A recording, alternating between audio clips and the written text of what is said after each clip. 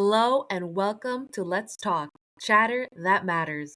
My name is Maria and I'm here with Sadav Patel, who is An-Nisa's Prevention Education Director. Welcome. Hi Maria, how are you? I'm Assalamu alaikum. Wa alaikum assalam. I'm doing well, alhamdulillah. How are you doing? I'm good, alhamdulillah. So, today we have an exciting topic which I feel like many people, especially the youth, can relate to. It is communications. Can you help us understand what is communications? So, communication, of course, everybody knows, is the art of being able to express yourself, right? But it doesn't only include talking, it also includes listening. So, there's two parts to communication, which is actually speaking to somebody, and the second part is listening. So, I want to be able to talk to the audience on how to improve these two skills because communication, honestly, Maria, is the most important thing we do in order to build and strengthen relationships, to get anything done. I mean, our whole life involves communication, right? So it's so important. You would think that everybody would know how to communicate, but unfortunately, many of us don't. We don't know how to communicate in a way that gets our point across the way we want it to. Does that make sense? Yeah, I think it's also like some people just don't know how to because they were never given the opportunity to speak up for themselves, They just hold it back in. Yes, especially in our Desi community, right? Our Yes. being a woman. I Yes. know that a lot of people's voices have been suppressed their Yes. whole life. And it's not intentional. It's just like, oh, it's okay. It doesn't matter what you say. But a lot of times we ourselves suppress ourselves. So if you're asked, for example, like with passive communication, right? If you're asked, what do you like or what do you prefer? How many times do you not give your opinion? You're just like, oh, it doesn't matter. It's okay. Yeah. So when you don't give your opinion, which a lot of us don't, because sometimes we don't want to make that effort. Sometimes we're just like, oh, it doesn't matter. But what happens eventually is that things do begin to matter when you're always overlooked. And then you feel like, you know, like that middle child or that child that's like, oh, I'm never heard. Like nobody ever listens to me because you never put your voice across. You never spoke up. So people become used to you being a doormat or you not caring or they think that, oh, it doesn't matter to her. Yes, yeah. So, I think that like relates to a lot of also like you said in our background as women sometimes we're just holding it back in and we don't want to be too opinionated because it might come off the wrong way or when we're passive we're just not saying what we want and then people like you said walk all over us and then we're more angry and we yeah. don't know how to express that even And it more. becomes so you've heard like a passive aggressive, right? You're Yeah. like passive and then aggressive. So, in order to avoid that, it's important to know how to assertively listen. So, I mean, assertively speak, right? So, what does assertiveness mean? Assertiveness is the ability to express your feelings and ask for what you want in the relationship. So, assertive individuals take responsibility for their message by using I statements. I want this. I feel this, right? As opposed to you blaming people. You always do this. You never clean the dishes instead of I like a clean sink. Yeah. Right? It's different. You're not blaming somebody. The other person doesn't automatically go into defensive mode. Yeah. They want to listen to you. They want to understand what you're saying. So I'm feeling a little left out of your life. I know you're very busy. Can we set time out to discuss this? Like in every point in your life, you need to be able to assertively communicate to get your point across. Do you feel like sometimes maybe we don't say I like in sentences just because we don't want to be received as, being like I guess too assertive or too controlling or too um not like conceited but just circled around ourselves, like So there's a difference, right? There's no, it's not too assertive. What it would be is you would think is aggressive, mm, right? But here, I versus you isn't about like talking about yourself versus talking about somebody else. right. I is letting the other person know how you feel rather than blaming the other person for what. So, for example, um, if somebody's late, right? If you're like, you are always late, what's that's gonna do is you're gonna be Oh, like, what do you mean I'm always late? Blah, blah, blah, blah, blah, blah. You automatically get into this argument mode because you're like, you're always blaming me. You're, and it starts into this. But instead, if you talk about I feel, because he can't argue with your feelings, right? right. I feel disrespected. when you show up late because my time is valuable to me, right? Can we please work on using our time well together? That makes you understand that, okay, this is causing a feeling in the other person, Mhm. right? So in I versus you, I mean, I get what you're saying is that Yeah. does it become centered on yourself? No, it's about not blaming the other person as in you did this, but more like I felt this. Right. Yeah. It's Okay. just a small difference that makes a very big difference in the conversation outcome. Right. Yeah. I feel like that would give a good like relief to you just stating your mind and your emotion in that Yes. conversation, like you said. Absolutely, absolutely. And then if you have a situation like this is and we do presentations of this, like interactive presentations. So one of the situations we put out there is like a friend shows up late to a movie you really wanted to see, causing you both to miss it. Yeah. Okay? So what happens? So there's the passive person that can be like, "Oh, it's fine. I didn't want to see it that much anyway." Mhm. But what happens when that person says that? If I tell you, "Oh, it's fine," are you going to even think twice about it? You're No, going to be like, I thought you were fine with it. yeah. Yeah. And next time the same thing happens, you're late again, even more late, and I'm like, "Oh, it's fine." But guess what? My frustration is building, right? Like Yeah. so some this happens with husband and wives, this happens with parents and children, right? Your frustration builds. And then like the third time, you go berserk. I'll be like, Yeah. what the hell? You're always late. Like. Yeah. And you're gonna be like, what happened? Like you were totally fine with it. Yeah. And you don't understand the reaction, so you get really upset, Yes. causing a big divide. Yes. But if you actually, and then the other way is like to be aggressive. You're always late. You never think about anyone but yourself, blah, blah, blah. What's that going to do? You're just going to feel so bad. You're going to be like, I don't want to go to the movies with you Yeah. ever I again. feel attacked. Yes. Yeah. Yes, exactly. So if you're assertive, okay, and it's a very simple way of saying, I'm really disappointed that we missed the movie because I really wanted to see it. Next time, I'd like us to pick a time that works better for your schedule so that we don't have to wait. Well, that's so much more sweeter. And Definitely. it Yeah. lets you Yeah. know that, Yeah. you know what, she didn't appreciate it. We're going to make an effort so that I'm on time next time. I'm gonna use that. I like that. And doesn't it end so many potential Yeah. problems? Yeah, it's like what you say, not it's how you say stuff, not just what you say. And Yeah. what you say, right? Yeah. Because you have to let the other person know that it matters to you. Mm. You can't assume that they should automatically know, especially if you're saying, oh, it's okay, Yeah. right? Yeah. So how can we relate this to prevention series and also to our parents and Mhm. families? Like when it comes to communication, how can we build our skills to improve? Absolutely. It starts so the reason why this is all part of our prevention series is because if you don't learn to communicate properly, it can turn into an aggressive interaction, Mm. which can lead to abuse. Abuse is about power and control.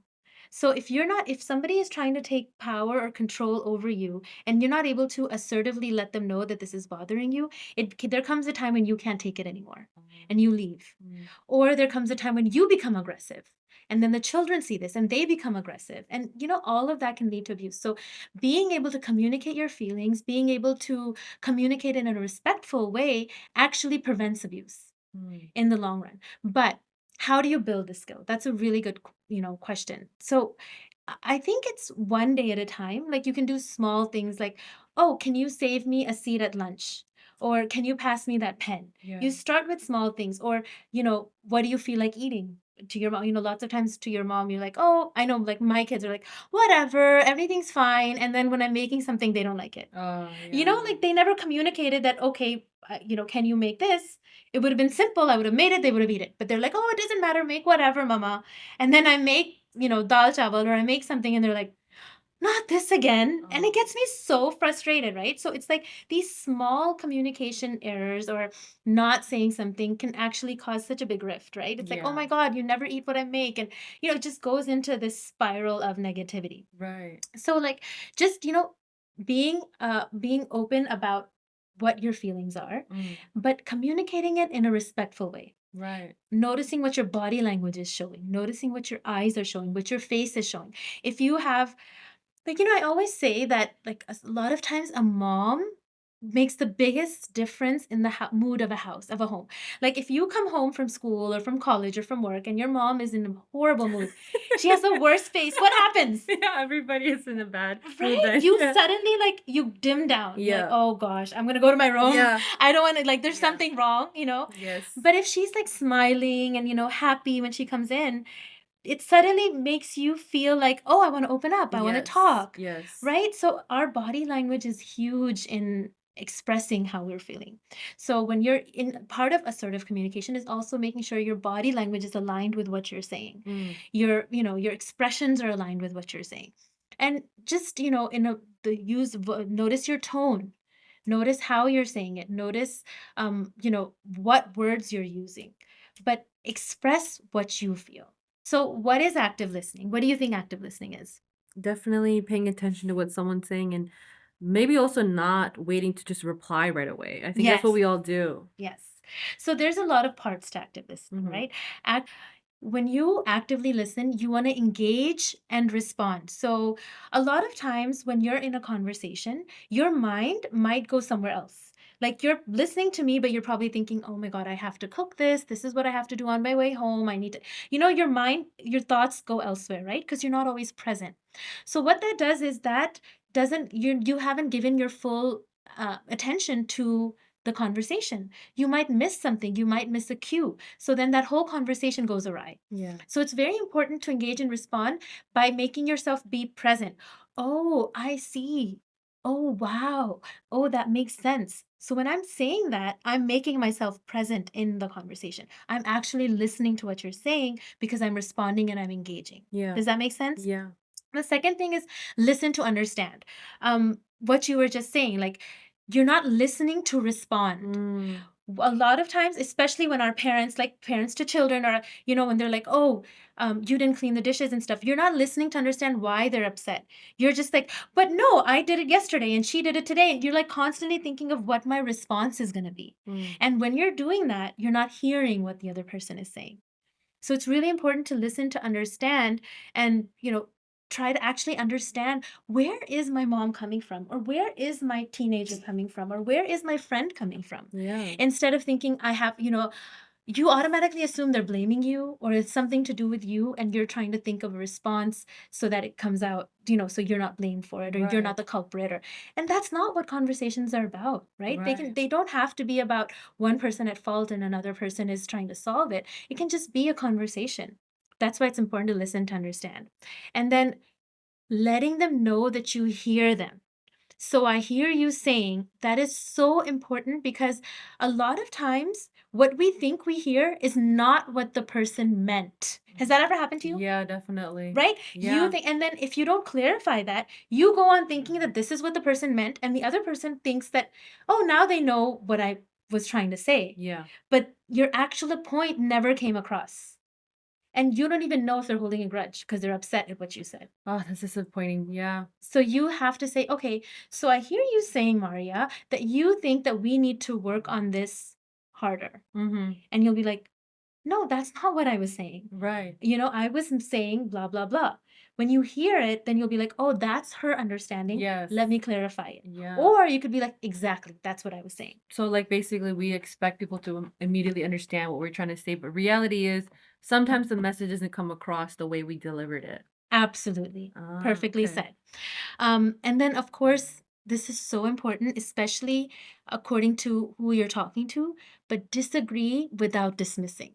This is so we disagree, like though no husband and wife or no relationship or friendship can ever be without disagreements, right? Yeah. But how you disagree is so important. If you disagree with somebody, like if a child, like I remember like a child disagreeing with the mom that you don't understand, you're not from here, you'll never know. Yeah. You're dismissing, you're making them feel like they are less than or that they're not enough or they don't know what you know. Right. Right? And you don't need to do that when you're disagreeing with someone. So, a person can have another opinion Right. and you can talk about, listen, I understand you feel this. This is what I feel. Why don't we come to, some sort of compromise? Right. Or why don't we, try to figure things out? That way you're disagreeing, but you're not dismissing the other person. And finally, listen with care and intent. Especially like, I remember I used to be cooking when my kids would come home from school, right? And I would just be like finishing it up. And my daughter would sit on the bar stool and talk to me and be like, oh, mama, this happened, this happened. And then after like, 5 minutes, she'd be like, Mama, did you hear what I said?